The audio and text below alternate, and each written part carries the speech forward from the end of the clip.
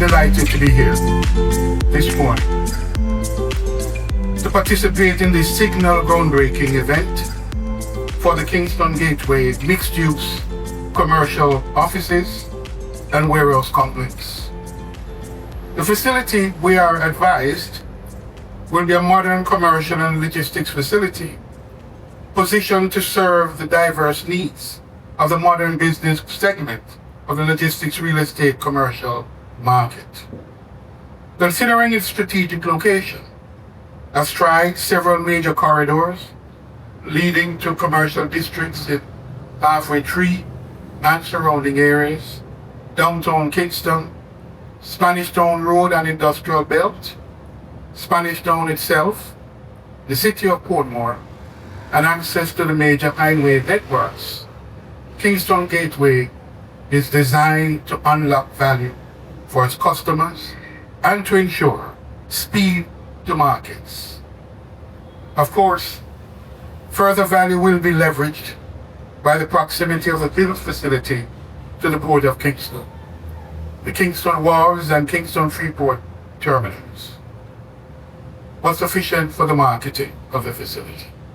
I will negotiate a small fee afterwards, okay? Today I speak in two capacities. First, the prospects of the facility to providing employment for persons from our respective communities, I am certain, is paramount in our minds at this very moment. But I'm also welcoming the facility to the neighborhood because it is likely to lift the operating standards of the many legacy projects and facilities that currently occupy space in the surrounding area, several of which are in dire need of upgrade and modernization. Kingston Gateway will set a high bar when completed. Second capacity in which I speak is as the opposition spokesman on logistics, investment, trade, and global logistics. Ladies and gentlemen, I have been and remain consistently unequivocal about the central role that logistics plays in improving the competitiveness, agility, flexibility, and productivity of businesses, and by extension, the economy. The role for logistics in helping to transform our economy from a low-performing to a high-performing economy is on the evidence, unassailable. It is the reason why I am hopeful that the Logistic Hub initiative, first articulated during the Portia Simpson Miller administration, and key components such as the identification of CMA CGM Shipping Company as the concessionaire to operate the Kingston Freeport Terminal Limited, the passage of the Special Economic Zone legislation, the subsequent establishment of the Jamaica Special Economic Zone Authority, as well as a framework to establish the Cayman Special Economic Zone, and of course, the Logistic Hub Master Plan and Market Analysis, all of which were put in place in that era, will remain the centerpiece of Jamaica's growth strategy and our efforts to build a logistics-centered economy. Prime Minister, I am more than pleased at the recent announcement that ground will soon be broken for the Cayman Special Economic Zone project, which will bring us one step closer to realizing what has become a national objective to establish the logistic hub in Jamaica. It has been long in gestation, but I have reason to believe that both of us, the government and opposition, are fully aligned on the vision and the mission of Jamaica becoming the fourth node in the global trading system and the gateway to the Americas. This is so, even if we have differences on the strategies to be employed in getting us to that destination sooner than later, on which I will expand at another place and at another time. Today we are both here in one accord to endorse this collaboration between Proven Properties Limited and Sage Logistics Infrastructure Limited, which has given birth to this signature project that Kingston Gateway is positioned to become. One which will act as a catalyst for the revitalization of this entire area and a forerunner of other major projects slated for this area in the not too distant future. Ladies and gentlemen, true innovation happens through collaboration. The partnership between the two named entities has brought together the right mix of expertise, resulting in this premier logistics project. More importantly, the investment showcases a model of doing infrastructure development in Jamaica that augurs well for the logistics and supply chain industry, a key driver for sustained economic growth going forward. This is particularly relevant in this period of great uncertainty in the global economy, where risk sharing and risk mitigation by private sector actors is the sensible approach to getting strategic infrastructure projects like Kingston Gateway successfully done by local investors. We welcome this development and the greater participation in a segment of the real estate market with significant growth potential. Opposition welcomes this development as both timely and innovative, and I, as a Member of Parliament for Western St. Andrew, look forward to the ribbon-cutting ceremony not too long from now. I thank you. Thank you so much, Mr. Hilton. Ladies and gentlemen, partnership and collaboration. Partnership and collaboration. Those are the words that I'll leave you with today. Our next speaker has been talking a lot about growth and national development. And this time, for our keynote address, I now call Dr. the Most Honorable Andrew Holness, Prime Minister of Jamaica. Thank you, Mr. Master of Ceremony, for your efficient conduct of the proceedings so far. I'm sure everybody has been more than adequately acknowledged. But allow me, nevertheless, to do the formalities and start with acknowledging my good friend, Mr. Tony Hilton, the wannabe baby father. But Tony is my good friend, and we share with no mean-spiritedness whatever, because aside from being good friends, we are also neighbors. My constituency adjoins him, and I join with his comments in welcoming this development to the area, because when we see these developments, the first thing that comes to our mind is that people in our constituency will be employed, and so we're very, very happy for that. But in all fairness, acknowledgement must be given to Tony for being a visionary in this regard, regarding logistics, and for being a consistent supporter in government and outside of government for logistics. So Tony is a credible spokesperson in these matters. May I acknowledge Ambassador Ascola, our ambassador from the European Union, one of our strongest development partners. Good to see you, Ambassador. I'm very happy to hear that you are going to be participating with the Shipping Association of Jamaica to do some developments within the Newport West area. And I know I see certain persons smiling when Newport West is mentioned, because it is an area that has suffered from neglect. Unfortunately, that is the case, and it cannot be overlooked. The truth is that at one point in time, that area, when it was being developed, would have given to the country as much hope as this development now is giving. But with the passage of time, the infrastructure in that area degraded. And like the story for much of Jamaica as it relates to infrastructure, it was not maintained over a long period of time. Tony and myself, we have this debate back and forth in Parliament regarding a phenomenon which we call the orphan roads. Again, we go back to fraternities. These are roads that are not on any particular gazette or register.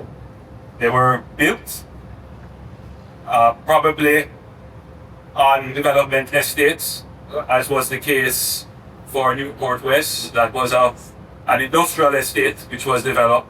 The road should have been turned over to the local authorities. There's a dispute as to whether maybe Mayor, you could inform me what the true position is, whether or not the case is he owns those roads or not. But nevertheless, Newport West is a national asset and the government has an interest in it. And so we have directed the NWA to dedicate some resources along with the other partners in Newport West. So I know that there is a group collaborating presently to work out the details of how the resources will be mobilized. So yes, for those persons here who have an interest in Newport West, there will be, if they have started already, some movement towards the proper repair of the road infrastructure in that area, which will only complement the development of this area for logistics.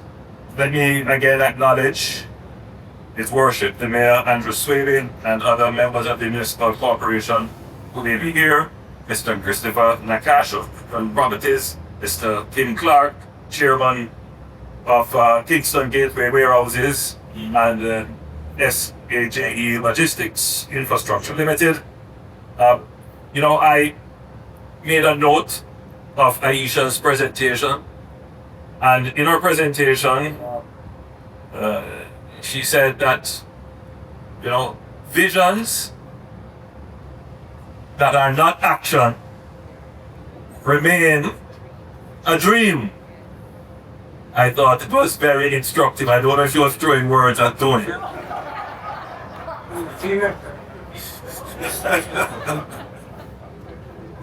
But thank you for those comments. You will see that I paid very keen attention to all the words said on the platform. So today,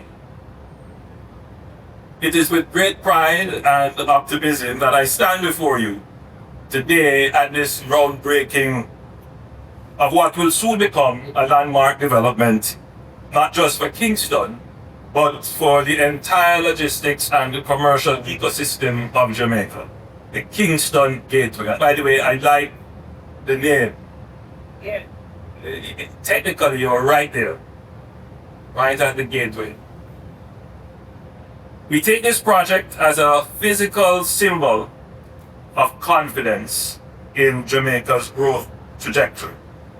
Confidence in resilience and innovation of our private sector, and confidence in partnerships, public and private, that are shaping a modern, prosperous future for our country.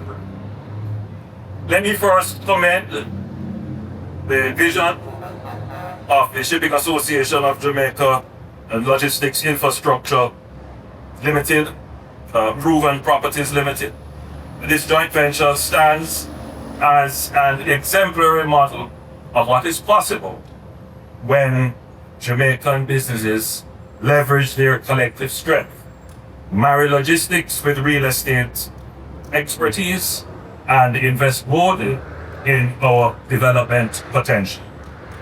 Kingston Gateway, situated strategically at the entrance to Port Bustamante, is not only about concrete, steel, and glass. It is about connectivity. It is about enabling commerce. It is about unlocking value, economic value, logistical value, and community value. As was already stated, the project will comprise 21 units, and it will have direct access to Marcus Garvey Drive, proximity to the port of Kingston, a mere few minutes from the Norman Manley International Airport. This facility places its tenants at the very nerve center of Jamaica's trade infrastructure. This is a development that makes sense economically, spatially, and strategically. But it also makes sense in terms of the policy direction that my government has been pursuing with clear intention over the past several years. Ladies and gentlemen, Jamaica is in a new phase of its development. We are not where we were 10 years ago. The macroeconomic stability that we have fought hard to secure is now bearing fruit in the form of increased investor confidence, both local and foreign. Today, projects like Kingston Gateway are not exceptions. They are becoming the norm. And let me be clear, it did not happen by accident. It was by deliberate, instrumental, strategic, well thought out actions. Our administration has made a priority of the creation of an enabling environment through fiscal discipline, public sector modernization, resilience building, and now we are on the path towards the reduction of inefficiency and bureaucracy that is stifling growth. And I want to repeat that here to this gathering, because when you hear these words, you can immediately identify with the challenges you face in your own business operations. And we get the message. And believe me, every politician will tell you. Some won't say it public. But, you know, Tony, when I just entered the parliament, an opposition, well, at the time I entered in opposition, so it would have been a government member, who was a minister. We were in the lunchroom and we were having a conversation, and he was explaining how difficult his job was. That he had all of these great ideas, but he couldn't get them executed. Because though he would be told, yes, minister, it just didn't happen. So he was giving me some advice. He was saying, you know, you're going to get there one day. Which I eventually did. And you're going to see that it is not, I'm paraphrasing him now, it's not for want of getting things done. It's not for a lack of vision. It is that we have created a very dense and unwieldy bureaucracy that is self-indulgent. Ronald Reagan, in one of his speeches, said that the creation of government bureaucracy is the closest thing to an eternal organism. Meaning that once you create it, it tends to proliferate and live forever on the government's budget. And this is not to be disparaging to bureaucrats and technocrats. They themselves who are in the forest can only see the trees, but they don't see what is actually created. And every economy is facing it. If you listen to Keir Starmer in the United Kingdom, it could be as if he were repeating the words that I had said when I launched the pivot. If you listen to, well, let me not say those, but if you follow what is happening in the United States, it's the same thing, right? up the road from us in the Dominican Republic, they have launched the same thing. They call it zero bureaucracy. Because all governments are facing this. We have to rethink bureaucracy and what it is meant to do. Bureaucracy is not a bad thing. But in its present state and form, it poses a challenge to our growth. And we have to think about it even more as a small country. Because, like it or not, prepared or not, the world is changing. The global order is changing. There are those who view it with great fear because there's great uncertainty as to where it will land.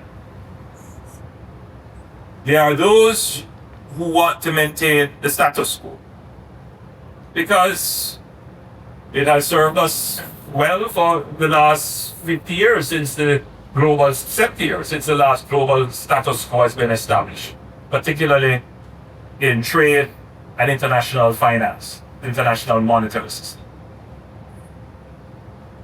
However, as a small country, we are price takers in everything, essentially. And our strategy is, yes, we must always add our voice to preserving the multilateral system, because it is the only system that gives a voice to small countries like Jamaica. But we must also be strategic and seek to find the opportunities that may exist in disruptive states. We have to position ourselves to be able to take advantage of the repositioning of global supply chains that is inevitable and imminent in happening. So, whilst we look on with some fear, even trepidation as to what may happen, we are also being prospecting, and we're looking for what opportunities that may present themselves. So that means we must put ourselves in a position to withstand and absorb shocks, but also be agile enough to move when the opportunities present themselves. And that is why it is so critical that we have a bureaucracy, meaning the mobilization of public resources for regulation and administration, to be able to respond swiftly when opportunities present themselves. And that is the next phase of the change that we will bring to Jamaica. Let's be realistic. Jamaica wants to be a logistics hub. Tony had this notion of we are going to be the fourth node in the global logistics hub. And it is a dream I share. It is a vision that I'm trying to bring to reality. I'm a good godfather to this.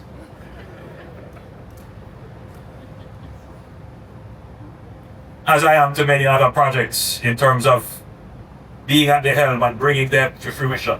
Things that have been dreamed of and thought of, it has been my honor, actually, to bring them to fruition. Primarily because, I took the advice of that minister. By the way, he passed a few days, I believe it was yesterday. Errol Ennis.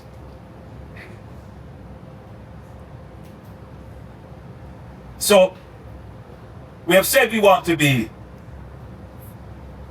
the fourth node in the logistics, global logistics network.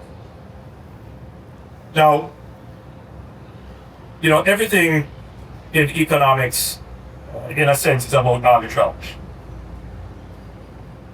And when, countries decided that, hey, I'm going to move up the production ladder, and I'm going to take on more technology-driven and higher value services, I can pass on the production of lower value services because there's a labor arbitrage, lower price, and I can pass on more complicated and, challenging production to other areas because there is a regulatory arbitrage. I'm not going to go into details with that. Those of you who understand what I'm saying, you figure it out. But, and so the global production system is structured in that, companies are looking for areas where their costs can go down, where the regulation is not so difficult, and the production value is high. If Jamaica wants to participate in this, we must not only have the labor component as our productive edge and our competitive edge, we must also have a regulatory environment that is a competitive edge for business. As I said, I'm not going into too much detail, but the people who applaud, they understand what I'm saying. Which is why it is so critical to reform the public bureaucracy that we have. You can't talk about becoming a logistics if it is going to take you an inordinate period of time to get anything approved. And if the people who serve the bureaucracy don't understand that they have to be outcome oriented instead of process oriented. Critical. So Tony, this infrastructure is important to logistics. But if we are going to be really serious players, we have to remove the obstacles that dull our competitive edge. So the ease and speed of doing business dulls our competitive edge, because just up the road, the Dominican Republic is almost equally positioned as Jamaica, with a market that is 2 or 3 times the size of Jamaica, with a greater landmass. And they too recognize that bureaucracy is a problem, and they are working overtime to reduce their bureaucracy. So don't believe that we are the only ones in the region. So we must do it. It's an imperative. Absolute imperative. So I just wanted to say, Tony, that you are correct. Both political parties believe that Jamaica can be a critical node in the global logistics system. But we have to work assiduously now to do what is necessary to ensure that we can actually fulfill that dream. And there are several things. The first is to give the investors who will come here the confidence that the economy is stable. And I believe we can check that box.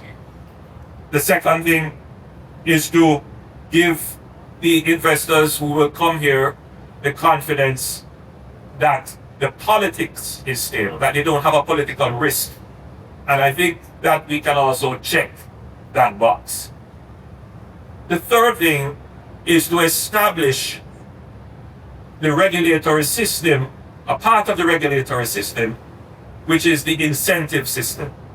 And I believe we can say we are 90% there with the establishment of the omnibus legislation and the special economic zone system, so we can check that box. The fourth thing is the infrastructure. I'm going to break up infrastructure into 2 parts. One is the public infrastructure. If I decide to operate in Jamaica, can I be guaranteed of a high uptime in electricity and water? And can I move from the ports to my near port locations quickly? And is there enough security there? I think we are more than 50% of the way there, and we are improving every day. Certainly the highways that we have put in makes a tremendous difference. The other part of the infrastructure would be the actual port and logistics related infrastructure. So for example, do you have enough space on your ports to clear the containers? What's the throughput time on your port? How fast is the port moving? I think that's what we have done with the divestment of the port of Kingston and the investments that the concession operator has made. We are more than 50% of the way there, but we are still constrained. And I'm happy to see Professor Shirley is here from the Port Authority. And we have some great visioning. Well, we have done some great visioning. It's time to implement, which is to actually get the Westlands into operation to expand the port. There is a plan to kind of shift Marcus Garvey Drive and have a merger with the existing Spanish Town Road and to take up those. What I'm saying is those people who understand it will immediately get it. So, and it's difficult to say these things by just throwing them out because somebody's going to pick it up and somebody's going to make an uninformed criticism, and then you end up in an argument and the public gets confused without actually knowing. Because these kinds of things require deeper explanation as to why we have to do them, which is usually the case when we start to have these kinds of conversations. But it's important to be said, particularly to this audience, that we recognize that if we're going to be serious about it, we're going to have to expand particularly the near shore and near port operations of the port, and we need more lands in order to do that. We have a plan for the Westlands, and we also have to look at what we're going to do with Kingston and the lands between Spanish Town Road and Marcus Garvey Drive, which we're going to have to address. And then there are other issues, of course, telecommunications and cybersecurity. All of those things are critically important. And then we have to look at what are our special trade arrangements. What are the special provisions that we have with major trading partners? And so Jamaica has to be sure that it is in a position to negotiate the best deals for itself, and indeed, as we are part and an important part of CARICOM for CARICOM. So we are very serious about making Jamaica the fourth node in the logistics hub. And as you can see, we are working on all of the critical areas. One area of infrastructure that I wanted to point out, I was reluctant in doing it because it is really proven and SAJ's day, but I think I can say. Very shortly, the Port Authority, which I announced in my budget presentation, will be breaking ground for the long talked about Cayman's special economic zone. It's a large project. We've been talking about it now for more than 10 years, Tony. We have done a World Bank study on it, all kinds of initiatives. It has not happened. The Port Authority has been tasked to de-risk the project and to take on the development risk for the project and to develop the first 50 acres of the project and to find an anchor tenant. So Jamaica will have its first true special economic zone. And Prof, my diary says that it is within the next 2 months. I'm giving you 2 months, but I know it will be before 2 months that we will be able to bring up. Additionally, just across the road, the UDC, in another couple of days' time, will be breaking ground for another massive project to develop. It won't necessarily be a special economic zone, but the people who purchase land there would probably seek to have their own SEZ certification. And that project is going to add significant warehouse capacity to Jamaica.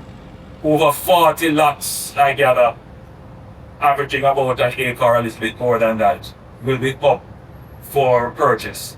So the government is doing its part in creating the capacity, the real estate capacity, to support special economic zones. I also mentioned that for the Cayman Special Economic Zone, we are considering a direct link to the port, which would avoid, even though the highway is there and the roadway is there, but many years ago, we laid a train line which runs very close to the port and passes the Cayman Islands.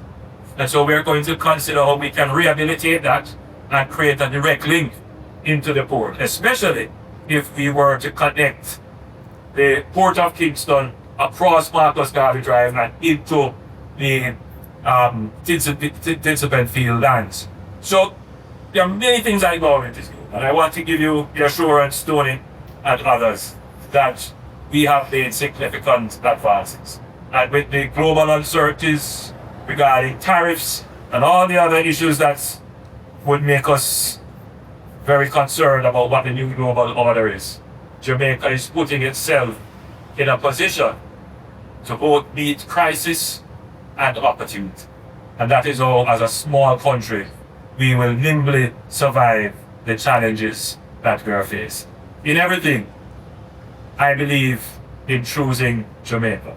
I urge all of you here to make that choice to choose Jamaica. God bless you, and again, congratulations to the development of the key and proven, and of course, commendations to First Global for financing. God bless you all, and thank you.